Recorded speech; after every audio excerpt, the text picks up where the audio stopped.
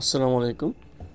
Tissue culture ল্যাবে কাজ করার টাইমে যদি এ ধরনের কন্ট্রিবিউশন আসে, সেক্ষেত্রে প্রথমে যে কাজটা করতে হবে ফিউমিকেশন করতে হবে। সেক্ষেত্রে ফিউম গ্যাস দিয়ে test tube room plus inclusion room, দুইটা রুমই গ্যাস দিয়ে কিছু দিন ভাত রাখলে বেশি ভালো হয়, যেন এই ধরনের কন্ট্রিবিউশন না আসে। এটা ম্যাক্সিমাম ফাঙ্গাস, যদি ব্যাকটেরিয়া হতো সেক্ষেত্রে আপনার লাল লাল সোপ পড়তো, এমন বড় আকার হতো না।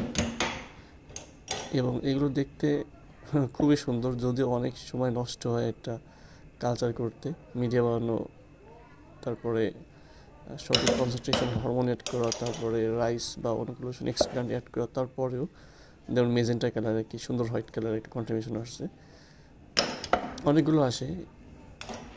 এগুলোর জন্য ফিউমিকেশন করলে এগুলো ইনশাল্লাহ আসবে না। ধন্যবাদ। আসসালামু আলাইকুম।